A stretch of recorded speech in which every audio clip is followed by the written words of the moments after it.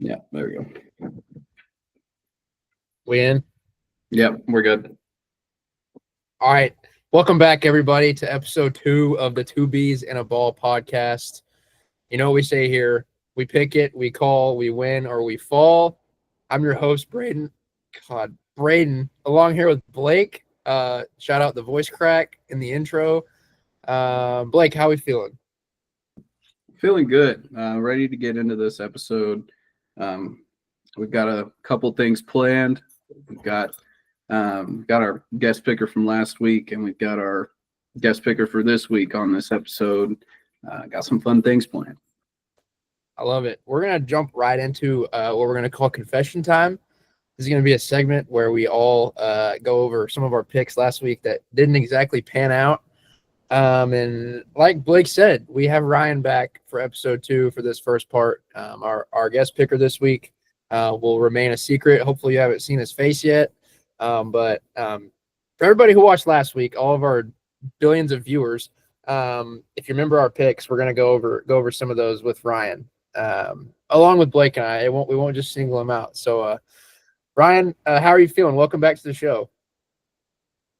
Feeling great, guys. It's awesome to be back. I can't believe you are bringing me back after some of my takes, but thank you so much. I'm very excited to confess my sins in this next segment. Yeah, we've all got some really bad confessions from last week. Not gonna single Ryan out, but yeah, we've all got some bad stuff. Not at all. And good thing Christ redeems, and good thing that college football is not a sin when we pick the wrong pick. So that's good. Ryan, we're gonna jump straight into you. I think I'm lagging. Always. Okay, I'm back. I think. No, you weren't lagging for us. You're good. All right, Ryan, we're gonna jump straight into you. Kansas State played Arizona last weekend. This game, Blake and I both picked Arizona and what felt like a pretty easy pick based on what we saw in the past. But Ryan, you picked Arizona. You thought Avery Johnson was going to outlast Noah Fifita in this game. Any takes after watching that football game? Yeah, so I should have just used the same logic that I did with my Vandy pick. But I didn't really dive into the South Carolina Vandy, like why I picked that game the way that I did. I just thought South Carolina's rating was a little bit bloated, like from the preseason, and people, I mean, I think they were getting the benefit of the doubt because of the number in front of their name that they got during the preseason. They hadn't really proved anything. Kind of the same thing with K-State, like Big 12 favorites going into the year. I think they were ranked maybe in the 20s, and immediately just out the gate, like not up to par. And Ireland came back, struggled against North Dakota FCS team, and then lost to Army at home. So I should have kind of taken the hint that like they're not going to do a complete 180 and go on the road and beat like a competent, Big 12 team. Especially since I had noticed that Arizona was improved. I mean, last year they were not very good, but noticeably better this year. And yeah, I if I could go back and change one of my picks, that would be the one. Well, I also didn't want to believe in Arizona, so I'm with you, Ryan. But ended up getting the dub, and yeah, we'll keep it here with you, Ryan. We're gonna go back, to myself included, to this Clemson Georgia Tech game where Blake made the correct pick in this. Come on now. One of three. We got to watch an amazing football game, by the way. It was just a great time watching.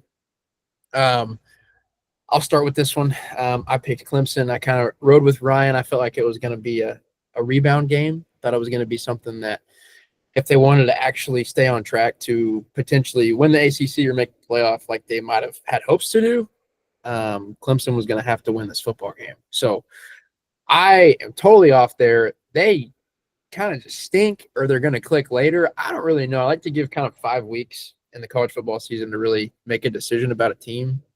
But man, Georgia Tech, I mean, they just fought, and I feel like they won more than what they did. But yeah, Ryan, I'll let you take this one too. Yeah, I mean, when it comes to like what I perceive to be the best coaches in the game, Dabo is definitely up there, and it's hard for me to go against coaches like that when you have an important game.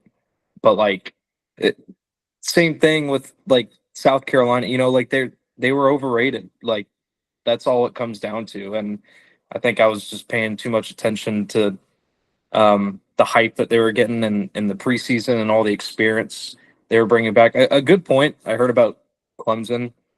This I didn't come up with this. This is what I heard somebody else say, but they have a lot of veteran players, like their quarterback, a lot of their D line. Like they just have guys that have played for that program for so long. So there's not a whole lot of like unknowns. Like they either have it or they don't. So when they came out the gates and looked kind of like rusty against LSU, it's like okay, and they struggle against Troy. And I mean, after those two games, like you can't really trust them to go on the road and beat a team like Georgia Tech. And I was just too confident in that Tiger Paw. What a bad year it's been for South Carolina football teams. By the way, Them Haynes boys are something serious. Haynes King, the quarterback, Jamal Haynes in the backfield with him. Yeah, that's a scary duo back there. They nasty, to say the least. That's a great call, Blake. Ryan, we were wrong on that one. We're gonna go to you, Blake. We're gonna talk about a game that was pretty unfortunate. If you're an old Rocky Top fan, man, that just stunk. That stunk for the Tennessee Volunteers to finally get the taste of we're gonna actually do this for the first time in, remind me, 8 years, Ryan? 9 years? since 2016, so I think it's 8. Yeah, 8 years. So, dang, what a taste they had. Blake almost called it, but they couldn't get it done at home. Georgia just, their elite talent, elite coaching outlast the Volunteers. Blake, what do you have to say about this game? Well, Tennessee goes out. They get off to a really good start, up 21-7 in the first quarter. You knew Georgia was going to come back. It was going to be a good football game. I was texting Ryan just talking crap, but I told him, I was like, I'm just messing with you. This is going to be a good football game. And it was. If you're a college football fan, you don't have any bias. That's what college football is all about. But that being said, I think coaching down at the very end, I think, is ultimately what shot him in the foot. You have, I believe it's third and 5, 3rd and 4, something like that. You get a false start penalty and just take the offense off the field. And you still got time and a timeout. I think that was a really bad mistake. You could have got the kicker lined up better. You could have done a lot of things in that situation. And ultimately, kicker missed the kick, goes into overtime, and you blow it. So it's right there, goes into overtime. I believe Tennessee should have won that game, but they didn't. I'm not mad at my pick. If they played again this weekend, I would take Tennessee again. But yeah. Love it. Couldn't ask for a better game again. It was a great one. The next one I want to talk about is Notre Dame. Brayden, sorry to chime in. This is kind of a funny story. Why are you clapping, Blake? Anyway, yeah, I'm sitting out the 2-hour rain delay at the Tech football game this past weekend, and I pull out my phone and look at the Tennessee-Georgia score because it started at the same time, and it was like halfway through the first quarter, and it was already like 21-7 or something like that, and that was my lock of the week, was the under on that game. So I immediately texted Blake and I was like, yo, like this is cooked. And I was like, and I was sitting there like once the game started again, like the kid in front of me, he had the game up on his phone and we watched them miss the field goal. And I mean, thank goodness Georgia won, because I would have been so down bad over that game had they lost.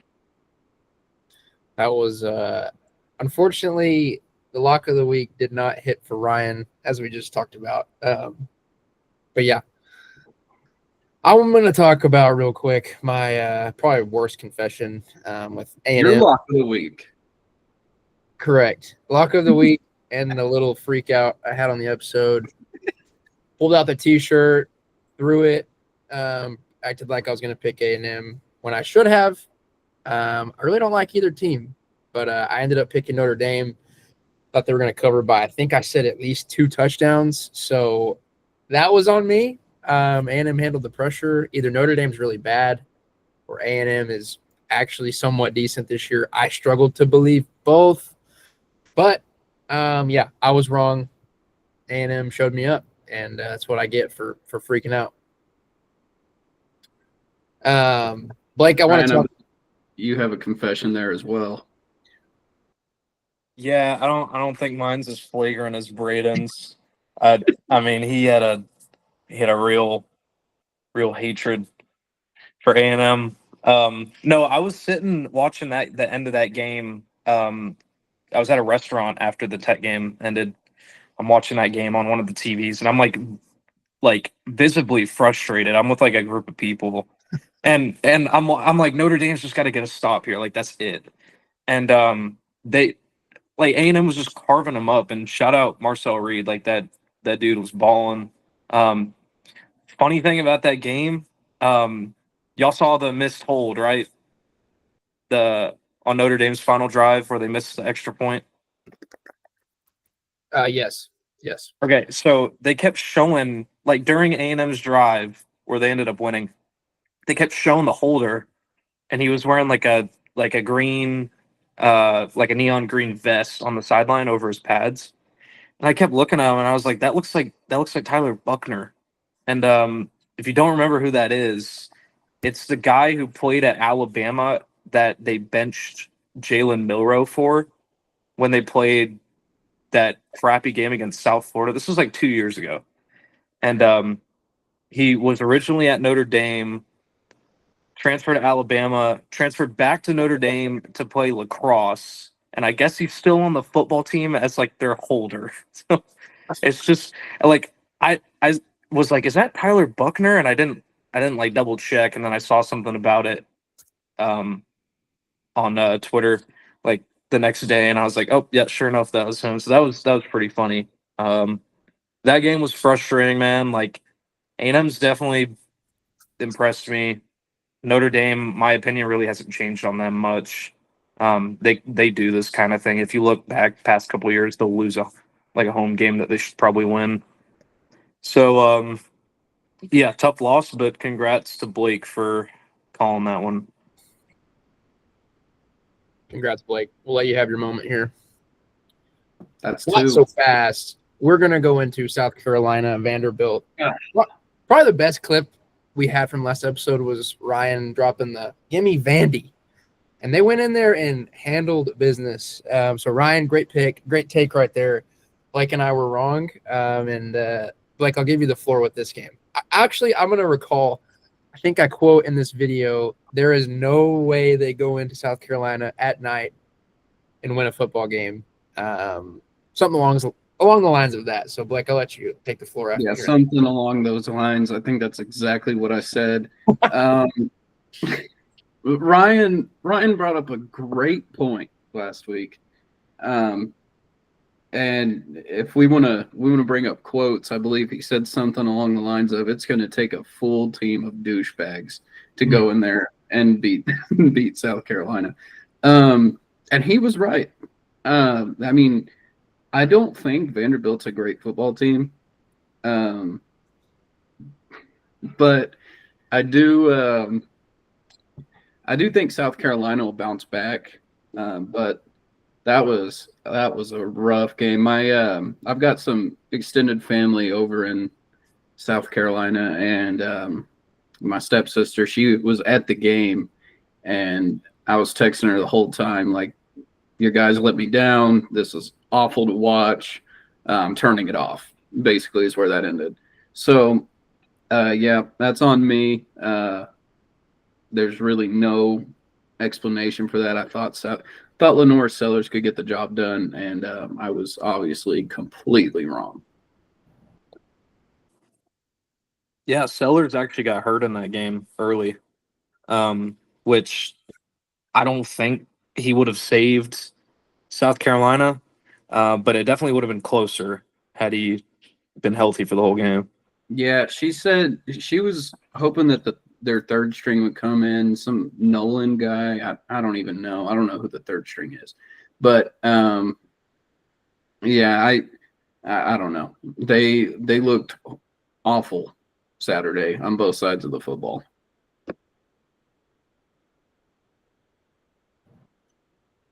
Well, guys, I love getting these confessions out because we're not always right on this podcast. You can believe what we say to a certain extent, but we're not always going to be right. So, Ryan, really appreciate your time. Thank you for joining us back for another episode. I'd like to keep a count of what our picks were last week.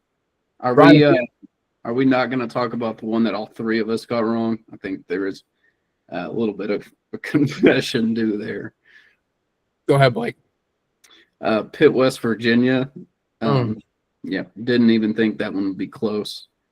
Pitt's up 2 scores in the fourth quarter. They blow it, lose in overtime. And, I mean, going into overtime, it felt just like Georgia, Tennessee. Like, you knew Pitt had 0 chance of winning that football game. It got ugly for Pitt and down the stretch in the fourth quarter, and that's one that all three of us got wrong. Great call. Yeah, I mean, I didn't write that one down because I don't think anybody in the universe thought that West Virginia was going to win, but they did, and we were wrong. So overall records for our guest pickers, Ryan, you are in the lead. You are our only guest picker so far. If you had a quick guess, 3, 2, 1, what'd you go? What in 10? What?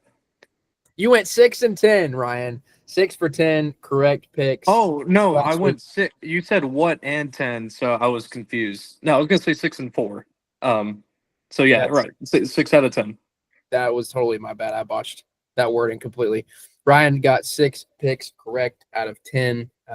Blake won last week with 7, and he won our pick 'em last week. So, Ryan, thank you again for joining us. It was great to have you. I'm sure we'll see you again. And stay tuned for more guest pickers to see how they pan out. Appreciate you.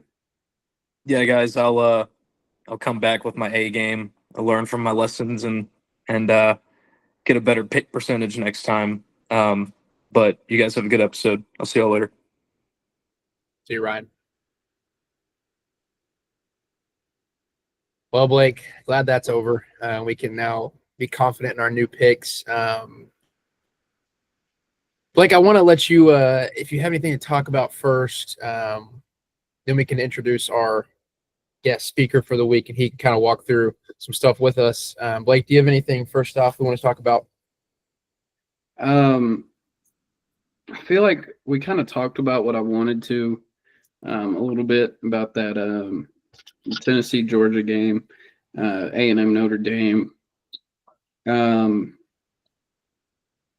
Something that I brought up last week. We didn't bring up Ole Miss and Arkansas whenever we were talking about our picks just now. I don't know how Arkansas does it. I'm hoping maybe you can give me a little bit of insight on this. Like I said last week, they always find a way to keep every single game close. It doesn't matter who they play, where they play. I mean, it's got to – I'm not an Arkansas guy. Clearly, the Tech and Arkansas now kind of have a little bit of hatred towards each other. But it's got to be rough to be an Arkansas fan. I mean, you can play everybody close in the SEC and find a way to go 6-6, 7-5. It's got to be rough. Yeah, it does. My old roommate went to Arkansas his first 2 years, and I was actually with him this past weekend, and he had the game on his phone, just thinking that they were going to win. But I knew in the back of my head, dude, it's just not going to happen. And that's such an unfortunate feeling. Which you're right. There's a little bit of Arkansas bad blood there now, but you do have to feel for them just a little bit. Yeah, I mean, we know that feeling all too well. But they go to Ole Miss and lose by 6 points, 41-35. I mean, I bet they would do the same thing to anybody else in the SEC. They always do. I don't understand it. Every year it feels like they're just a couple of plays off from being ranked in the top 20, top 15 at the end of the year. Right. Yeah, good point there. I think should we introduce who our guest is today? He does, and we should, and he requested some intro music, so let me get that going for him. I won't give too much of a background, but I'll let Carter do I'll let him do the talking. It's like everybody trying to snake me right now, man. No shit. Had to get on my ass to give me a back. I couldn't be down like that. And the way I pop my shit, I know I got him, man. And the double I was too big to tell, yeah, you know they bad. Yo.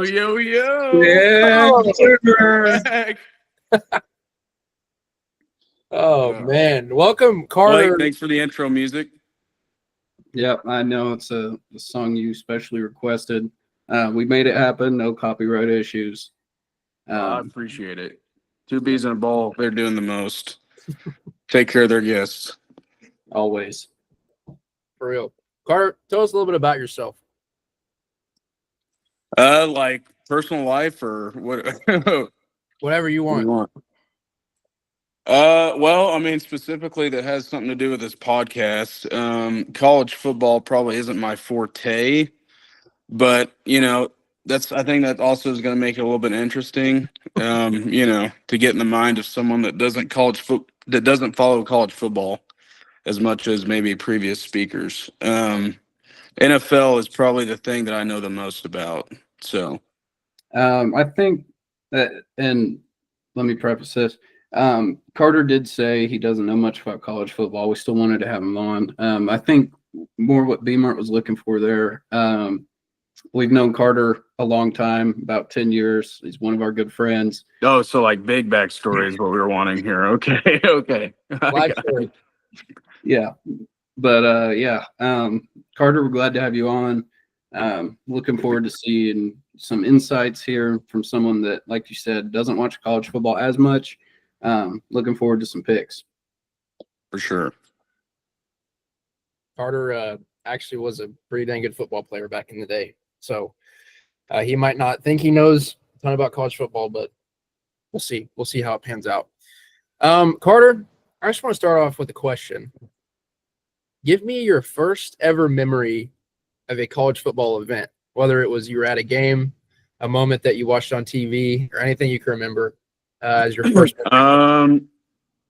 Probably one of the earliest ones actually for college football would be probably watching the '08 Texas Tech UT game. I was at my grandma's house in Plainview watching it on a little TV, and I was 7 years old or 6 years old at the time, and I didn't really understand the magnitude of that win, but now even following Tech sports throughout the years, I can still appreciate, a game like that.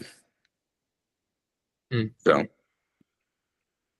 Wonderful. That was a great time. I think we all could have a specific story we could tell about being at that game or watching on TV. So what a wonderful way to start. If nobody knows where they were in that moment, like they can tell you to this day where they were that night. yep. Oh, most definitely.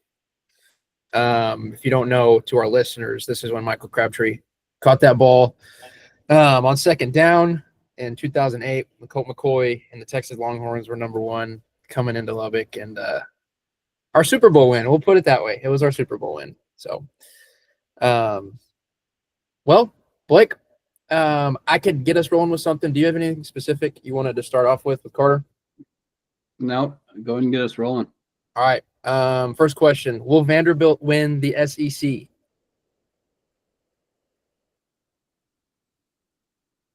Am I going for it?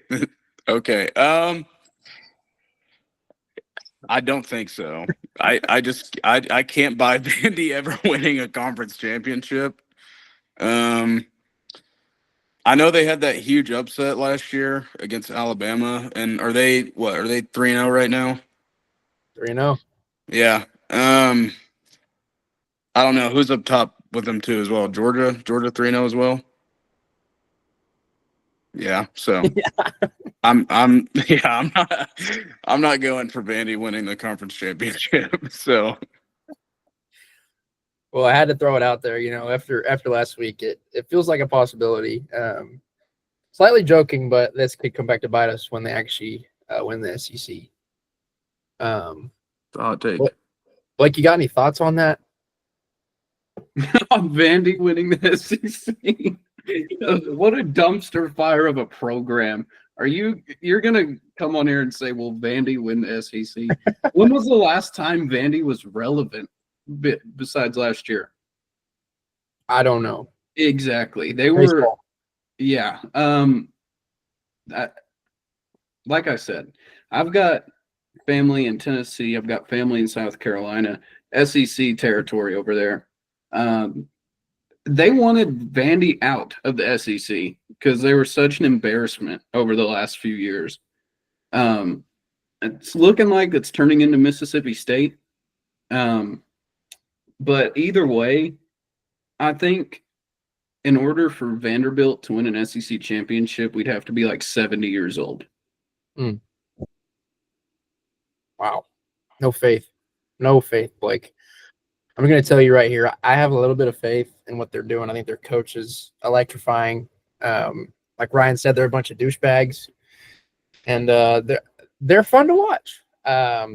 I'm pretty much joking about that question. I wanted to start us off with something a little bit crazy, but alrighty. I want to talk about real quick the AP poll once again. We could probably talk about this every single week. This is where people this week, doesn't it? Is what? It looks perfect this week, doesn't it? It looks perfect. I think they did a perfect job and did an absolute fantastic job. I just have a few questions. I don't know why we have people that don't watch football rank the games. Like I probably said the exact same thing last week. Things to nitpick. I don't understand how Notre Dame is still ranked. I know they had an off week and they played two teams that were pretty good, Miami and A&M. But why do you have a team that's 0-2 in the top 25? Yeah, I was actually going to bring that up as well. You've got a winless team sitting at number 24 in the country, and you've got a 3-0 team sitting at number 25. Like you said, they've played good competition, but there's literally no reason that a winless team should be in the top 25 going into week 4. I'm with you. Carter, do you follow the AP poll much? I mean, I've seen it. As far as let me take Missouri for instance. Are they ranked number 23 because they're like legit top 25 football team, or is it because they're in the SEC? So they're gonna get. I mean, because I'm looking at like the South Carolina matchup this weekend, and I know like all the Lenora Sellers hype preseason was kind of big, and obviously I know they just lost, but well, Missouri is a good football team. Are they top 25 in the country? I think it'll take this weekend and maybe next week as well to kind of figure that out. But I mean, bottom line, they're a good football team. The Kansas game, Kansas looked really good in that game in the first half. Missouri just came out and stomped them in the second half. Looked like a completely different Missouri team. So if that Missouri team is coming to play this week, they should take care of South Carolina easily, especially at home. But yeah, to answer the short answer, I think they're a good football team. I'll give you one, Carter. The Texas Longhorns. They are Mhm. 2-1, had unreal preseason hype, ranked number 1 preseason AP poll, Arch Manning at quarterback. Yeah, I mean, I give them whatever if they want to rank them first. Still don't think they were first, but they are still ranked number 8 in the country. And do you know what they did last week? Anybody? Yes, I watched that game. Yeah, It was Arch Manning lost me a bunch of money. four, That's what happened. 14-3 at halftime against UTEP. Yep. And they won by 17? Yeah, we finished 27-10. You know, it's interesting you bring that up because I know I'm supposed to have a lock of the week, and I was pretty confident of almost saying that they don't cover the spread against Texas, the 40.5 points. Yeah, they're not covering 40.5 against Sam Houston. That's not my lock of the week, but I was really contemplating saying that. They haven't scored 41 points this year. Yep. In the game. They're not, I'm with you. Well, yeah, that's just a little bit of a nitpicky thing I have with the AP poll is like, why is Texas number 8 when they've done what they've done? And why do we have teams that don't have wins in the top 25? I say you do whatever based on performance. I think Josh Pate says it really well. You just do whatever has happened in the past and the weekend before, and you rank them based on what they've done, not because of preseason hype or the sticker on their helmet. So, man, that's all I got about the AP poll this week. Those two really ruffled my feathers. Yeah. I've got something that I want y'all's opinion on. Carter, I almost feel like you have a little bit of insight on this. But are y'all buying the Florida State hype now? They're number 7 in the country. I mean, not really. I saw they beat Alabama week 1. Actually, beat them pretty bad. It wasn't close at all. But yeah, I don't know. I mean, who are they playing this week? They play Kent State this week. Okay, don't so play that's not even a game. Yeah, they don't. They play Miami on the 4th, which will be their first. I mean, I don't even think Alabama's that good this year. I think that'll be Florida State's first test. But they had a bye week last week, and the week before they beat East Texas A&M they beat them 77-3. So, yeah, I mean, honestly, I think the Miami game, looking at their schedule, that's like the only legit game they have left. I mean, Clemson at the beginning of the year was ranked really high, and they fell off the top 25. And they have Florida too that was ranked, and they fell off. But they don't play them till the end of the year. I mean, if they beat Miami, they have a good shot of going undefeated. So, I mean, make the playoffs and not get snubbed. Yeah, exactly. I mean, at that point, if they beat Miami, especially by like double digits, even though Miami would be on the road at their place, I would still probably say they might be a legit team. That's a good question, Blake. I think their quarterback plays really hard. Is it Castellanos? Is that his name? Castellanos. He plays really hard. People are saying it's giving him Michael Vick flashbacks. That's crazy, but he does play hard. Again, we're going to have to see. I feel like this ranking, kind of makes sense, though. They beat an Alabama team that, yes, is down, was ranked. I'm kind of going back on my logic here, but it's just like, dang, they beat Alabama. So they should be ranked pretty high. So I don't know. I think I believe it when I see it. Like Carter said, if they can beat Miami, it'll be a pretty decent run to go undefeated or make the playoff. But yeah, where are you at with all the Florida State hype? I'm kind of buying it. I was in on Florida State last year, and they looked horrible. That was one of the worst, I guess, preseason hype follow-ups I've ever seen. They were ranked in the top 10. and they didn't make a bowl game. It was really ugly. It's something that Clemson is on the verge of. But yeah, it was ugly. But they come back this year. They take care of Alabama by 2 scores.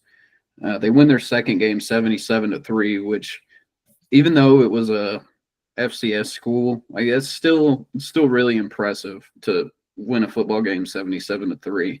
I mean, like we just said, Texas just beat UTEP 27-10. So it's impressive to win a football game by that much point or that many points.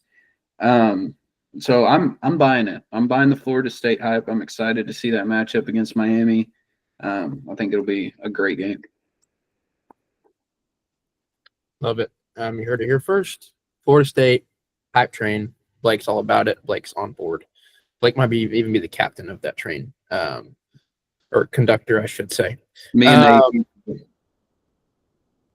Well, I think I kind of want to stay on that trend. Something I wanted to talk about was something that is probably going to be near and dear to our hearts this weekend as we watch Texas Tech roll into Salt Lake City and play Utah.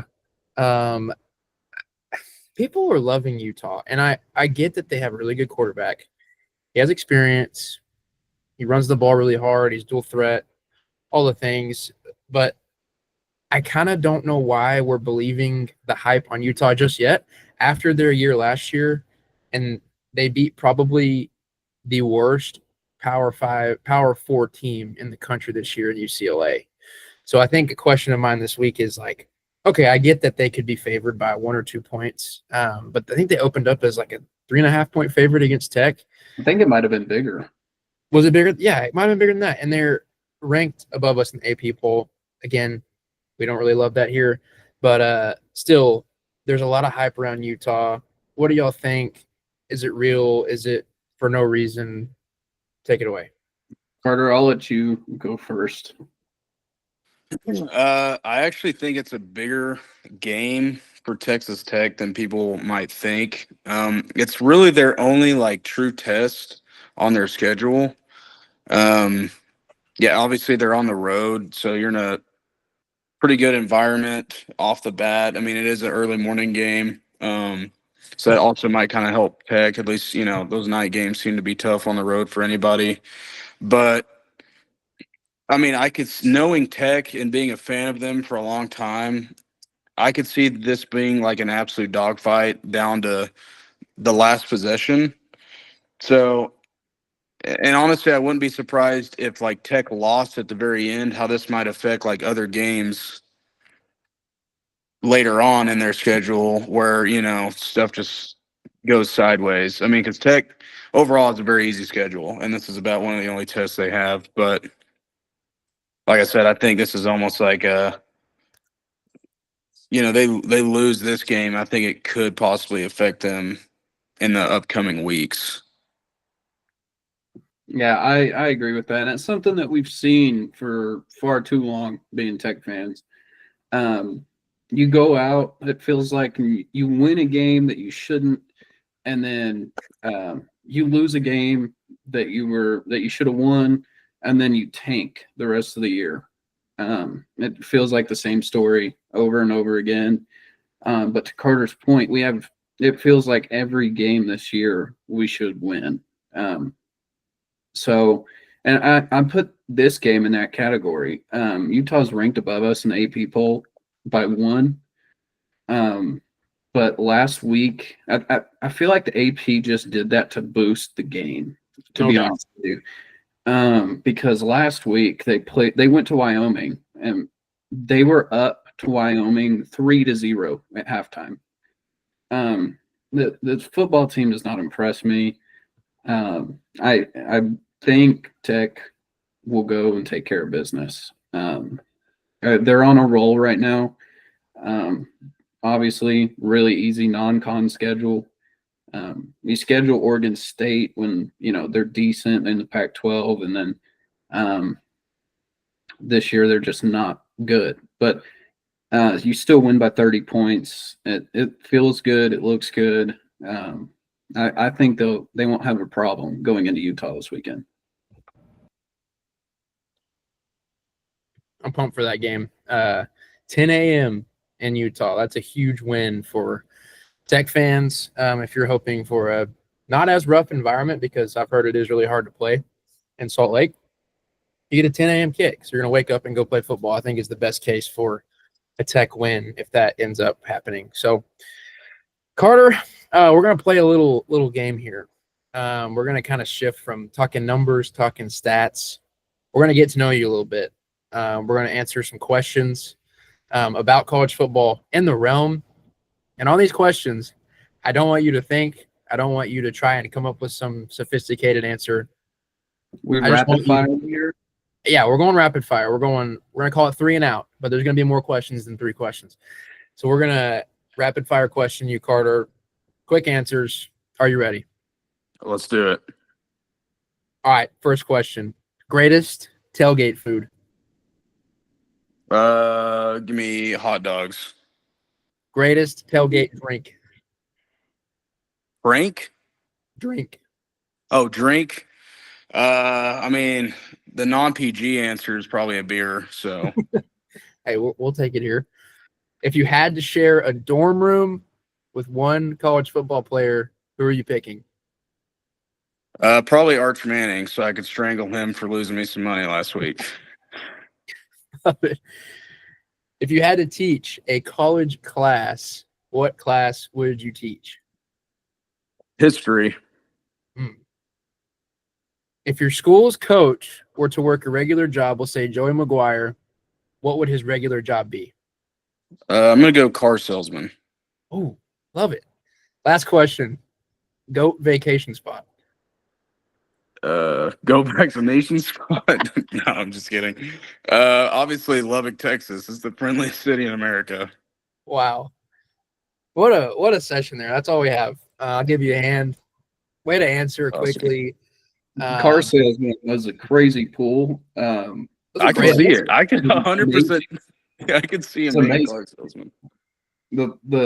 The hype behind him. Like, I would buy a car from that guy. Yep. No doubt. No doubt. I love that. I love the hot dog. It's an easy, cheap, easy, just classic tailgate food. Pair that along with the beer, you have a pretty good day. Blake, what's your go-to, we'll say, non-PG drink? My go-to non-PG drink. We'll say like you're at a tailgate.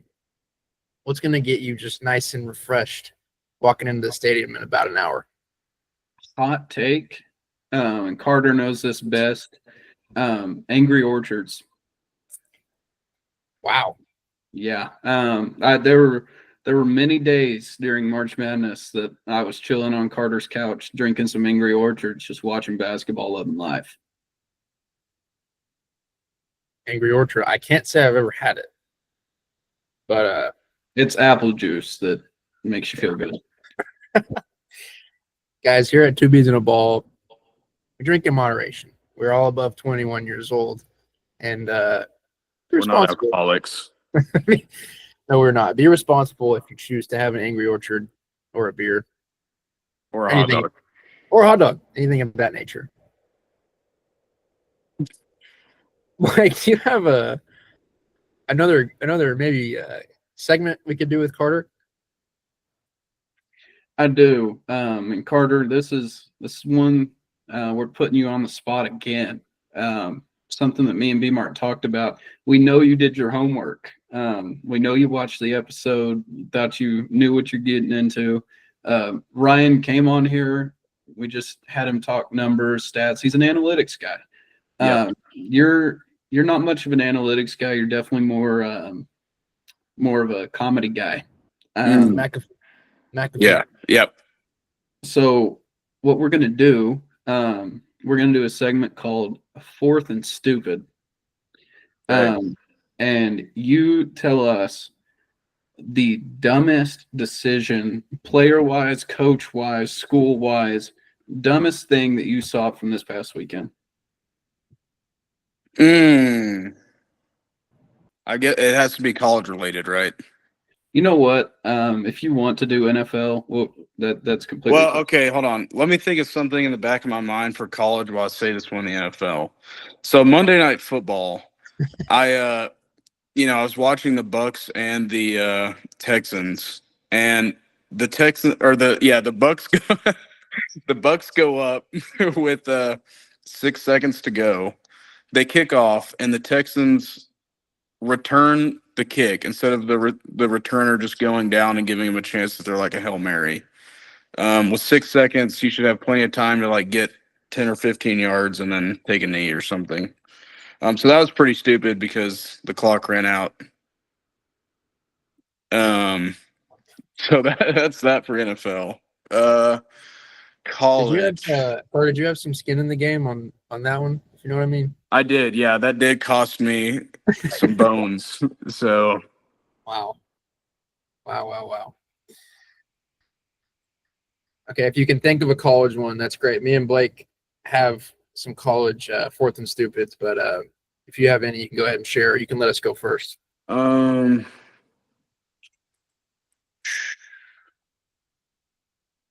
don't mind going first if you want to think about yeah, it. you got it. You go for it. It's something that we've already talked about this episode, actually. We were reviewing picks.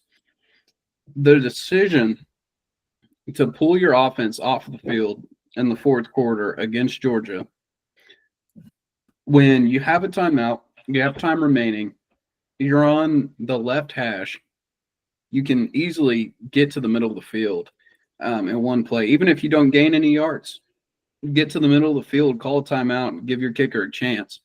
But you get a false start penalty and you just decide to pull your offense off the field. You've seen enough, and you miss the kick. Ultimately, cost you the game. And yeah, that one hurt my heart a little bit. But yeah, that was one of the dumbest things I saw all week. Yeah, I'll take it here. I told Blake this today. I was watching the end of that Kansas State versus Arizona game, and as we all know, the beloved Kansas State offensive coordinator is Matt Wells, previous Texas Tech head coach. Never wish bad upon people. I think coaching is just like been a rough stretch for him. We'll just say that. It's been a rough stretch for him. And I don't know if I want to totally blame it on him, but they had 2 minutes left to go down and win the game against Arizona. Pretty important drive, I'd say, on their season, just based on what's happened recently, to have a chance to go get a pretty good win at Arizona.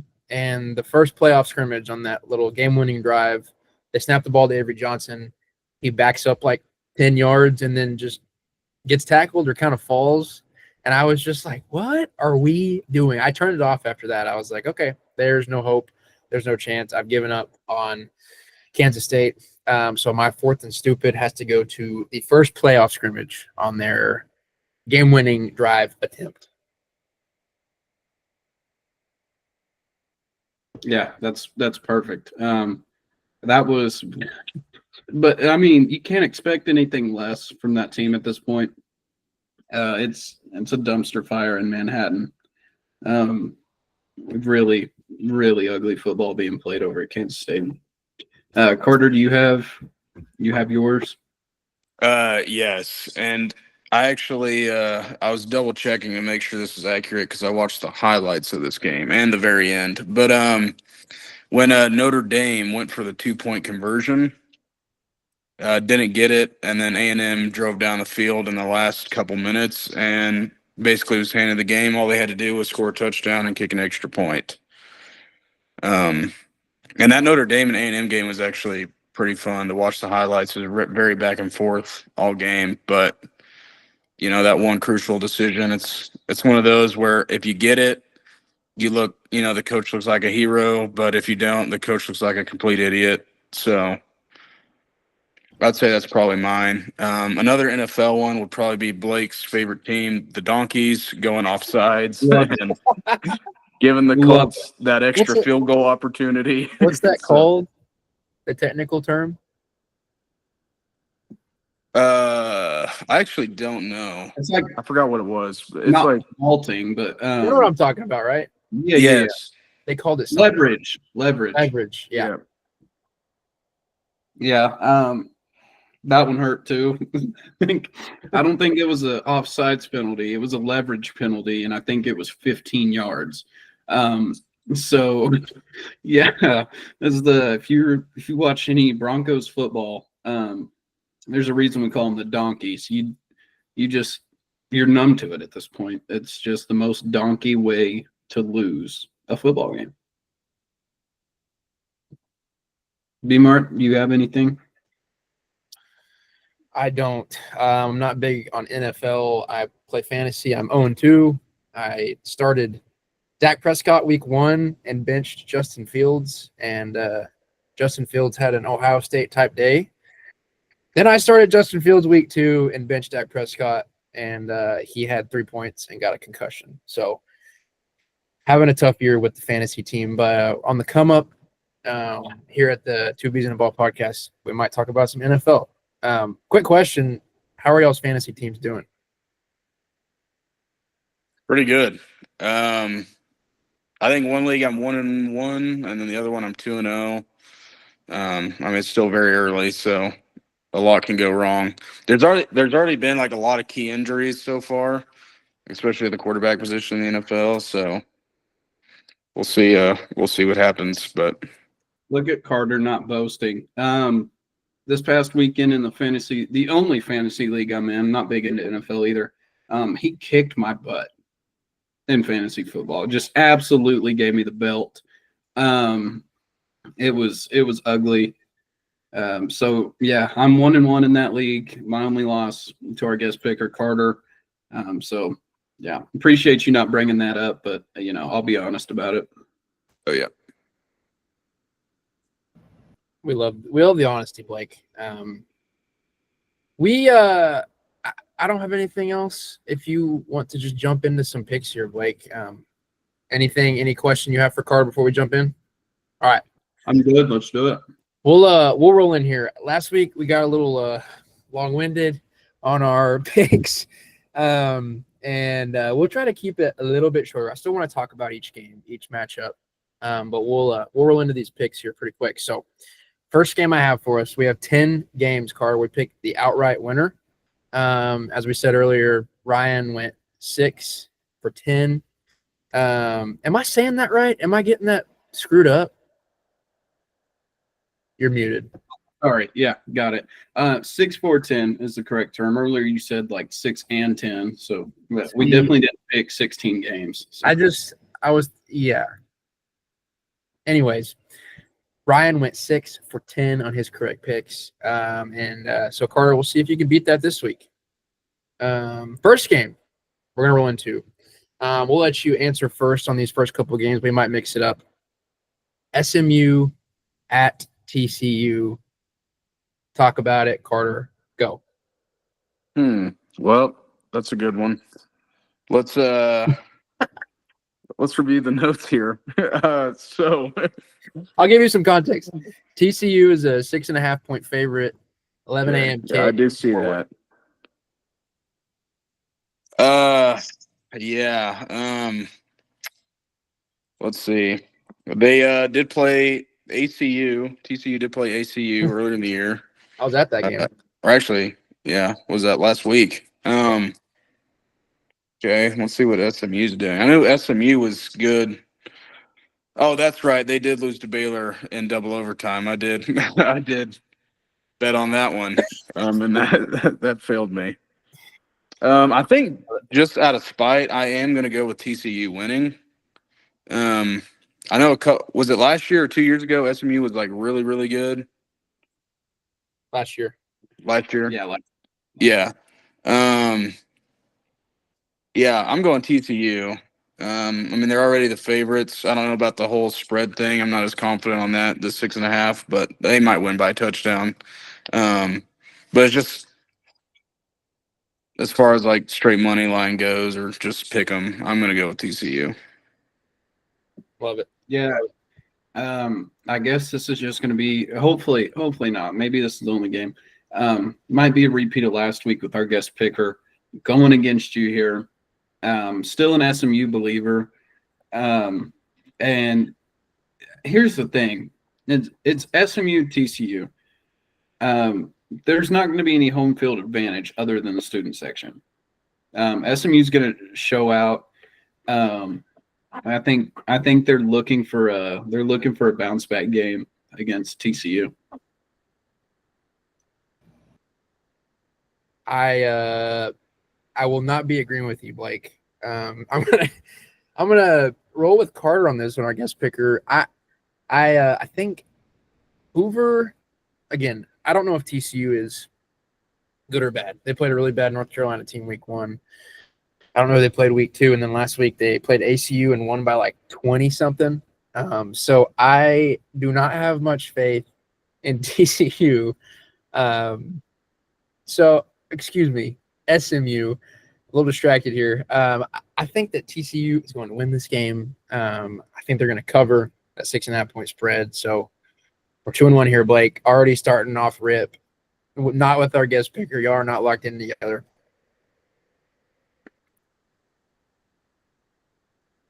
Perfect. Yeah, I guess this will just be a repeat of last week. Maybe this is my Clemson Georgia Tech game, or maybe I'm just completely blindsided. I still think SMU is going to have a good year. So, still believing in them. Think they'll get it done. You never know. You never know. Well, Blake, I'll let us go first on these. Carter, no shame on you. I think we'll just have some more insight on what these games are looking like, what we're talking about. So me and Blake can go first, and we'll let you pick each game. Blake, I'll let you go here. Michigan rolling into Lincoln, Nebraska. I'm really excited about this game. Michigan at Nebraska. What's your take? I love Nebraska. They have sold out their stadium for I don't know how many years in a row. And they're never good. It's the fan base. It's like Tech. Like they just love Nebraska. Win or lose, good or bad, they love Nebraska. They always show out. That being said, I'm taking Michigan by probably 30 points. Oh my gosh. You're serious? Yes. You want to elaborate or just kind of leave it at that? Michigan played Oklahoma pretty close. We both agreed that Oklahoma would win that game. Nebraska is not a good football team. They have a crazy amount of money over there. They could bring in people just like Tech did with money. Everybody loves the school, but they're just not a good football team. I don't see them getting this win even at home. That hurts. To keep this quick, I'm picking Nebraska. This will be my upset because Michigan's favored by 1.5, and I really don't. I don't know. I think this is an easy cover by Nebraska. I think if you bought this up to like 3.5, it could be maybe my lock of the week. That could be clipped after the game, but I don't think Michigan's good. I think that they still have a freshman quarterback going into an environment like Nebraska. As bad as they suck, it's going to be pretty electric in there. So I'm picking Nebraska. Carter? Yeah, so I mean, I know there was a ton of Bryce Underwood hype preseason. Obviously, they did get a loss there, but I don't think Wish Mahomes gets it done. I do actually kind of like the point total, though. It could possibly go over, but yeah, I don't. I think Michigan. What is it? -1.5. I think it's pretty safe. I don't know about 30, as Blake said, but no, I think yeah, I'm staying with Michigan on this one. Dude, man, okay. I'll be the lone wolf in that one. Nebraska. Matt Rule, please get this done for me. Shout out Nick Ellington. Got a few Nebraska friends out there. Let's see what happens this one. It's 2:30 game. I think if it was a night game, it could be maybe tilted the other way towards Nebraska. Like Vegas knows something. I just want you to know. Vegas knows something. And Every time you say that, I'm going to keep bringing up the Duke Illinois game. Okay. What about last week? Oh, you mean the Georgia Tech Clemson? Is that what we're referencing? I guess so. Yeah. I can't remember what game it was. Well, I'm gonna go with Nebraska. I'm gonna be confident in the black shirts to go get it done. Okay. Auburn at Oklahoma. Jackson Arnold going back to his roots at Oklahoma. I feel like they don't really like hate Jackson Arnold. They're just like he kind of stunk here. But he's got a lot to play for. Got a lot to prove. Auburn's looking pretty decent this year. He's got some awesome legs on him. He can't be stopped on the run. Blake or Carter, who do you think wins this football game? I'll take it first here. The slate must be a little bit dry this week because this feels like a really solid Oklahoma win. What's the spread on it?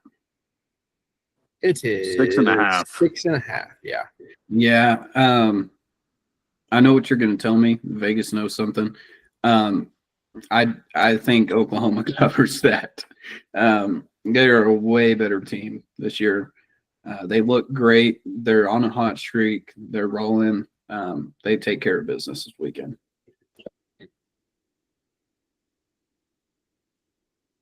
Yeah, that spread right there was another candidate for lock of the week.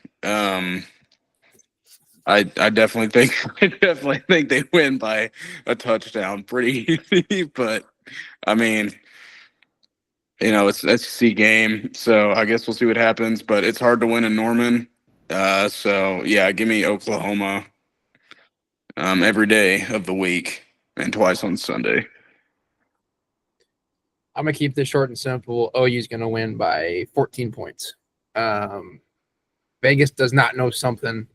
I think Jackson Arnold plays hard, but Oklahoma is going to shut down Auburn and get I think a pretty easy win here. So I'm going OU. A game I don't know a lot about. Their fourth pick, Illinois at Indiana.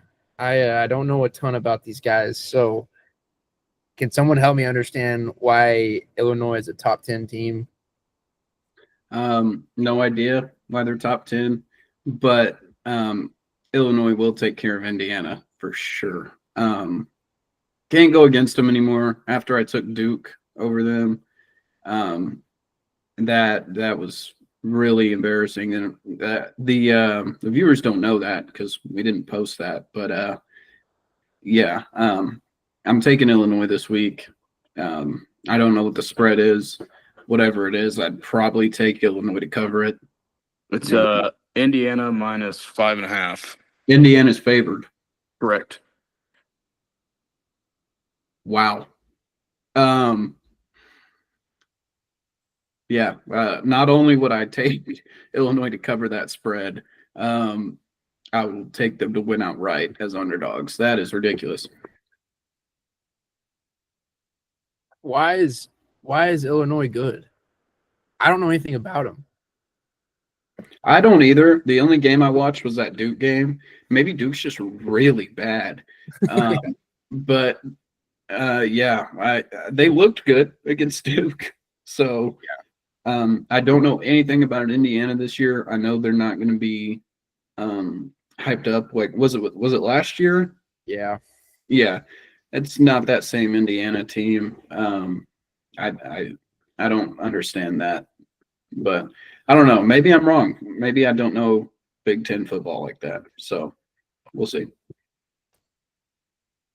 Yeah, I definitely don't know Big Ten football like that. I mean, outside of the major teams, I guess.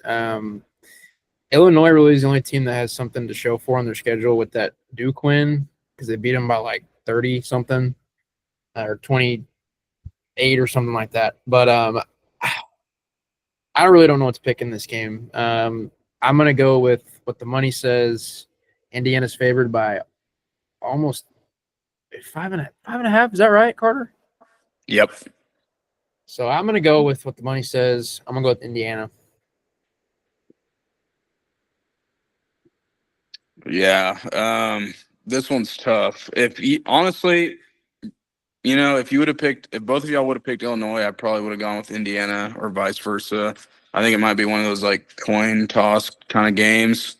I think it being a night game though, and Illinois going on the road, and maybe that blowout win with Duke, maybe they're not locked in as much. I think I'm gonna go with Indiana as well. All right, Blake, going lone wolf on that game. You're used to it though. You won last week. It's all good. It's all fine. Rolling into pick number 5, we got Arizona State at Baylor. I'll take this one first. I will. I don't think Arizona State is what they were last year. I think Cam Skattebo, clearly, as what we saw last week in the NFL, is doing some good things, and I just think they're not as good of a team as they were last year without him. I think Sawyer Robertson is doing some cool things at Baylor. Their defense is still weird, but I'm going to pick Baylor to win this football game. I think it'll be a tight one. It's a night game in Waco. That place doesn't really get that rocking, but I think they win. I think they cover too. Carter, go ahead. Yeah, I'm also going to follow suit here, and I'm going to pick the Baylor Bears. And honestly, that might mean that Arizona State is going to win because every time I bet against or for Sawyer Robertson, he either turns into a junior high quarterback or prime Tom Brady. I bet on SMU earlier in the year, and it looks like they had the game won, but prime Tom Brady, Sawyer Robertson said no. So, I'm especially Baylor being at home. I think, Brayden, you're right. Arizona State is not the team they were last year. They do still have a really good quarterback, but I'm going to go with Baylor. Yeah, no Cam Skattebo at Arizona State anymore. Kind of their saving grace last year. Here's the deal. They were not ready to go into Mississippi State a couple weeks ago. They were not ready at all. The most sluggish first half I've seen out of a Big 12 football team this year. And I think they're woken up a little bit. It's a night game in Waco. I'm going to use Ryan logic here. Feels like a get-right game for Arizona State. Get back in the top 25.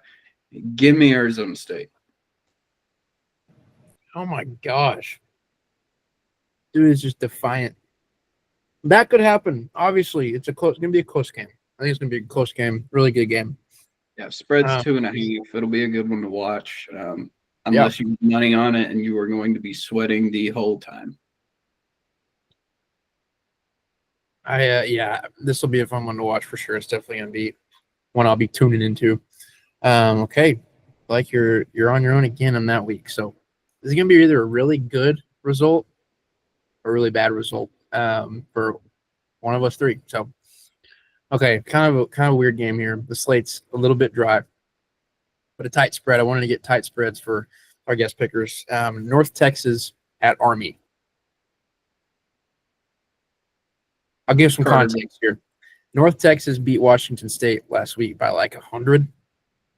And Army beat Kansas State, which I know they're a bad team, but regardless, a military school beating a Big 12 school. Pretty cool. So 2.5 point spread, I believe, if someone could fact check me on that. Yep, you're correct. So, Carter, I'll let you take this one first. So it looks like when I'm looking at the notes here, obviously they're Bryson Daly lists, Army. But it looks like pretty much all they do is run the ball.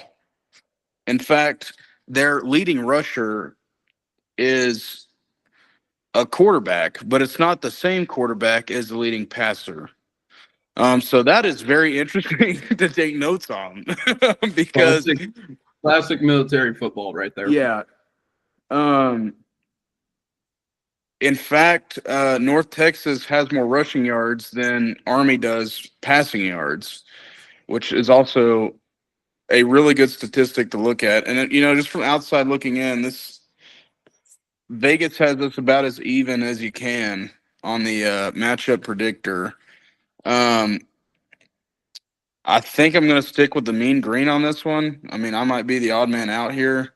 I know Army's probably, they're all about the grit and stuff like that and defense and running the ball right at you, trying to truck you. But I'm going to go with mean green on this one.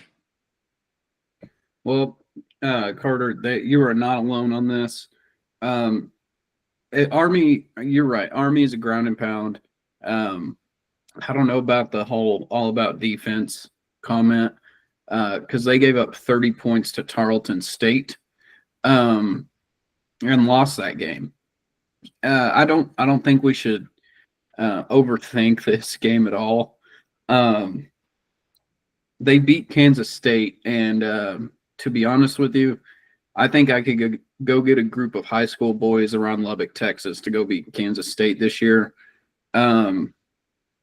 I think North Texas wins this game and covers with ease. Yeah, I'm gonna have to stay on the trend here.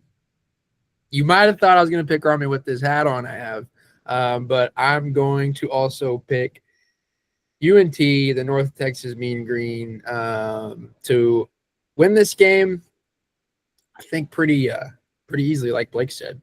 I think that was the Navy hat actually. I think that was predicting you were going against Army. Oh, there you go. There you go. I saw what they did at Washington State, and it was nasty. I think they were favored by like 5 points, and they won by a million. 50. So I'm going to go with North Texas. I think they're going to ride that high and go into Army and probably be a little bit of a different scheme than what they're used to. But I don't think Army will be ready for it. So I'm going to pick UNT. Tight matchup for Vegas, but we're all in agreement there. Next one I want to talk about, I feel like shouldn't even be on this list. It's where game day is going. Florida going to Miami. Can someone give me the spread on that game, please? 6.5.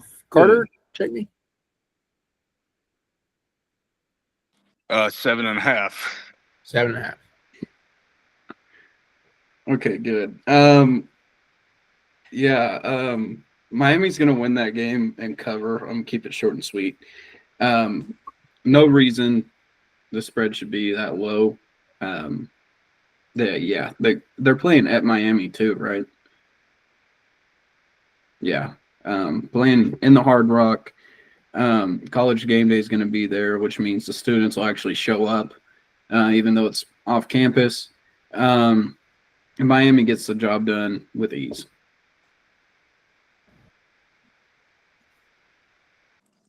Yeah, I mean, I've seen DJ Lagway is highly overrated. I'm also going to be taking the Miami Hurricanes on this one.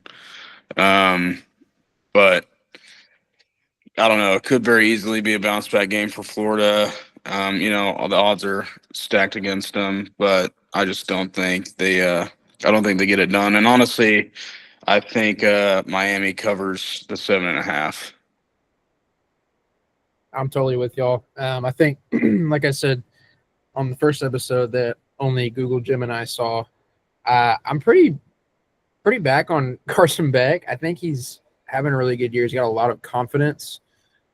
He's always been a good quarterback, but I think his confidence is back, and he's playing really good football. So I'm going to pick Miami to win easily. College game day should not be at this game, but I think we all know what's going to happen. Miami's going to win and cover. That could be our group luck of the week. Stay tuned. I was about to say that. We all agree Miami's going to cover. We'll get to that at the end. I think so. All right, last three. We'll get these through pretty quick. We got NC State at Duke. I'll start with this one. Carter, could you give me a spread on that? Duke is favored by 3.5. And is it actually it's at 3:00? Yep. Man, Duke got destroyed by Illinois, and I don't know. I think NC State is playing pretty good football right now. I haven't sat down and watched one of their games, to be completely honest, but I think they're playing well, and I think I'm going to have to go with the Wolfpack here and pick NC State. I think it'll be a really good game. I don't even know if students go to Duke football games.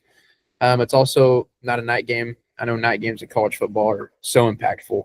So I'm going to take NC State and the Wolfpack to win in this game. Shout out to Darion Williams.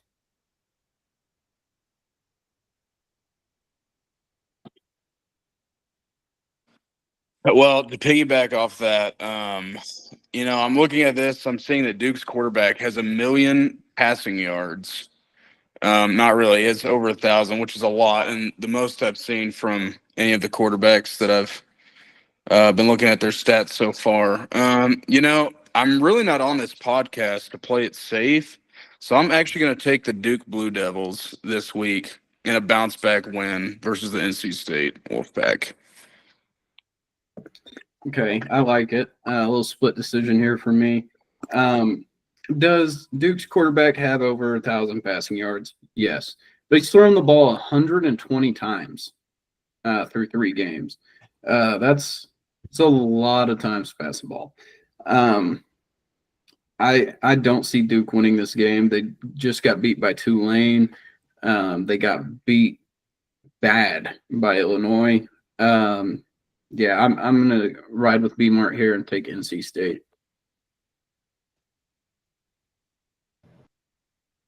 I'm glad you're riding. I don't sleep on that Tulane team. I think they're gonna. I've changed my mind. I still think they're gonna win. I shouldn't say change my mind. I still think they're gonna win and be the Group of 5 playoff team. But I think they're gonna win the first round, whoever they play. So keep that close for whatever it's worth. Next game we'll roll into here: North Carolina at UCF. We got a kind of a close spread. I think that we just know UCF as a team that's like not that great, but they're still favored by I think 6 points. And to all of our lovely listeners out there, there wasn't a great slate, so I wanted to pick games that were tight-ish or teams we might know. So to start this off, UCF 6.5 point favorite at home at 2:30. Blake, what's your pick in this game? Yeah, I'm taking UCF. North Carolina's horrible. UCF isn't great. Neither team is a lot of fun to watch. Definitely won't be watching this game with all the other games going on at 2:30. I would probably rather watch Tulane and Ole Miss, to be honest with you. But yeah, I'm taking UCF here. I think they'll cover. Carter? Yeah, give me UCF as well. Bill Belichick is just low-key ruining his legacy with this downfall of North Carolina. Yeah, there's not much else to say here. I'm going UCF. Yeah, I'm with you. Again, this is not much we can really talk about here, but I think UCF wins handily and beats a North Carolina team that is really, really bad. Blake, remind me who you picked, NC State, Duke? NC State. Okay, didn't have it written down.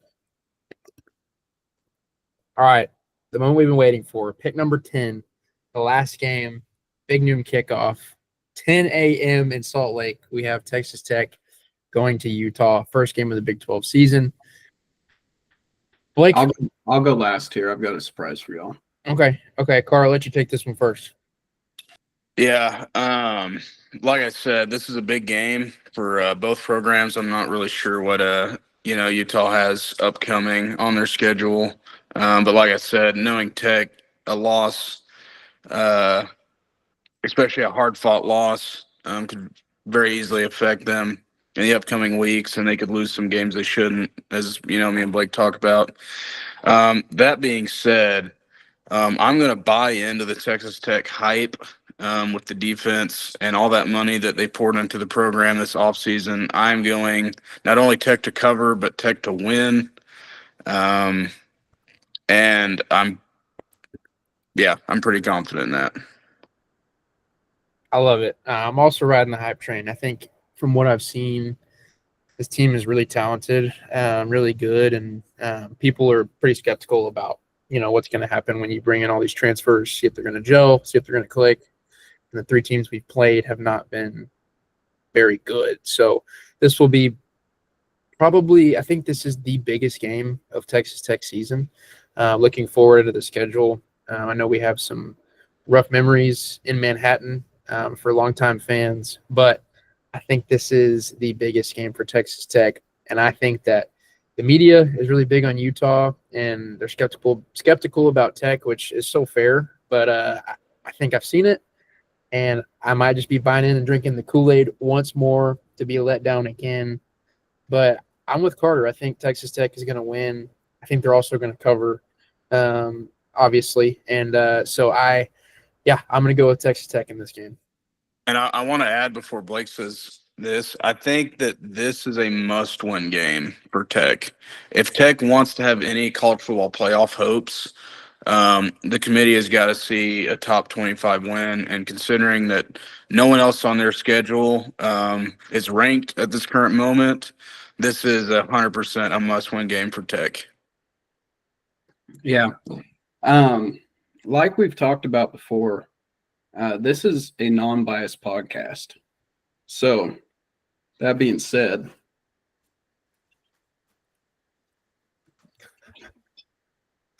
the Texas Tech Red Raiders to go into Salt Lake City, beat Utah, come home 4-0. Holy Lee Corso? Is that you? That is that's a Blake, I love the helmet edition. that was fantastic. I do what I can. Well prepared. That was fantastic. I've been waiting on that all week. Well, we're all pretty high on Texas Tech, and again, we're non-biased. No bias here. We don't have a team we like, so we'll see if we'll be let down really early in the morning, off rip. So, Carter, that wraps up our picks. I'll go over yours. You have TCU to beat SMU. You have Michigan beating Nebraska, OU over Auburn, Indiana over Illinois, Baylor over Arizona State, UNT beating Army, Miami over Florida, Duke to beat NC State, UCF over North Carolina, and Texas Tech to beat Utah. Carter, how do you feel? I mean, for not knowing too much about those games, I feel pretty confident. I'll be happy if I go 70%, to be honest. So, I mean, obviously we're shooting for 100, but I've got to be realistic. So, Love it. I love it. Blake, should we get into our locks of the week? Let's go ahead and do it. All righty. I'll let you start if you'd like. Yeah. I didn't go too much in depth there on the Texas Tech Utah game. Reason being, I'm going to take Texas Tech money line as my lock of the week. It's plus money. Utah, like I said earlier, they are not a proven team. They haven't looked great in the non-con. Texas Tech has. They don't look like a good team. They look like a great team. Utah looks like a good team. So I think Tech is going to go into Salt Lake City, like I said, get the job done. And that's what I'm going to take for my lock of the week.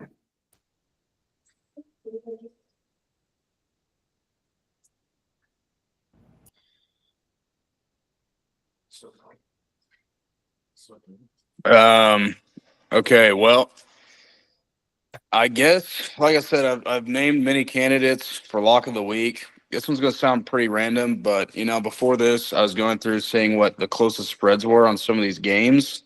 And I'm going to take a chance on this one being my lock of the week. And that's UNLV at Miami, Ohio, covering a 2.5 spread.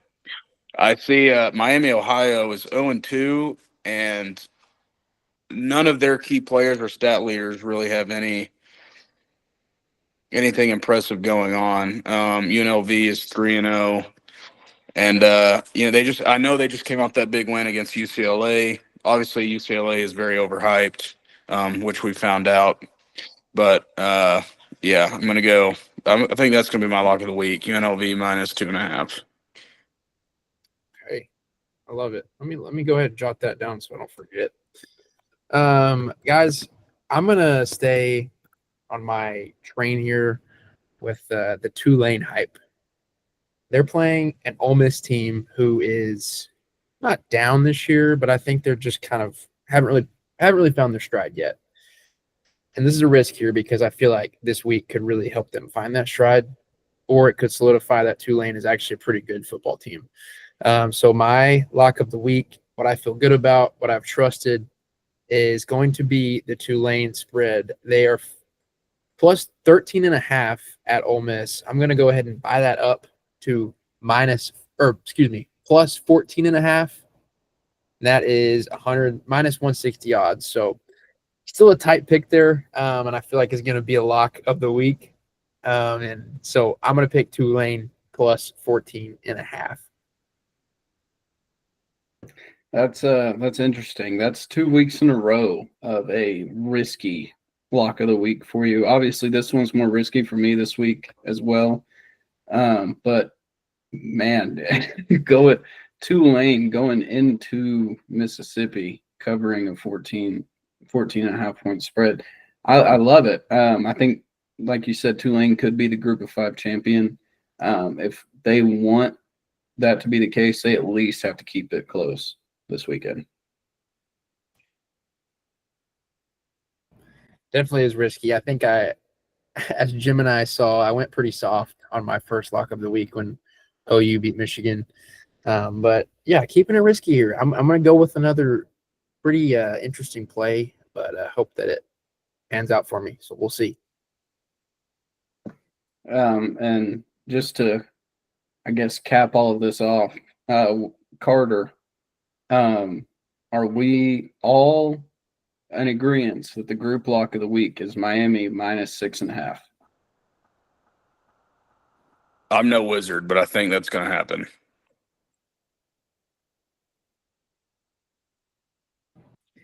I think the number is 7.5. Is that right? Or is it 6.5? If it's 7, whatever it is, 6.5, 7.5. So we're Miami spread. What are we? Yeah. Are we at that? Okay. Okay. I'm in agreement. Okay. Yeah, it could be that or low-key tech money line. So, but I think the non-biased answer would be for Miami to cover the spread. Okay. Lovely.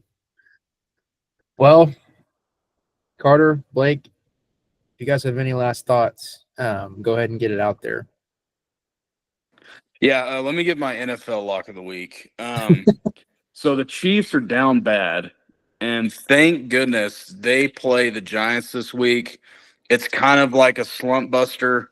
They're in, they are down in the dumps right now with 2 losses. Their spread is minus 5.5. I'm spamming the Chiefs minus 5.5 on Sunday. Okay. Well, yeah, I don't follow NFL much, but I do know that the Chiefs are on a downward spiral. Not looking like their year this year, but yeah, I don't know anything about the Giants. I don't even know who their quarterback is anymore because I just saw their quarterback. Dangerous. Oh, so their the Giants quarterback, their old quarterback, beat my Donkeys, and now the Donkeys' old quarterback is playing for the Giants. Love it, love it. Well, there's some great tidbits in this. So if you are wanting some picks or just wanting to keep track of what we're doing, you can follow along with what we did. I think that's like my 5th voice crack of this episode. So shout out to that. I don't really know what's going on, but I hope Gemini catches those. hopefully they catch the cracks. Probably these long episodes get me all frazzled. But Blake, you have anything else? I don't. Another good episode, Carter. We appreciate having you on. We look forward to next week recapping everything, seeing probably what all I got wrong, because I was a lone wolf on most of those picks there. But yeah, looking forward to it. Yep. Thanks for having me, guys. Well, everybody, that's all we got. Thank you for listening to Two Bees and a Ball, where we pick it, we call, we win, or we fall. See you next time on episode 3.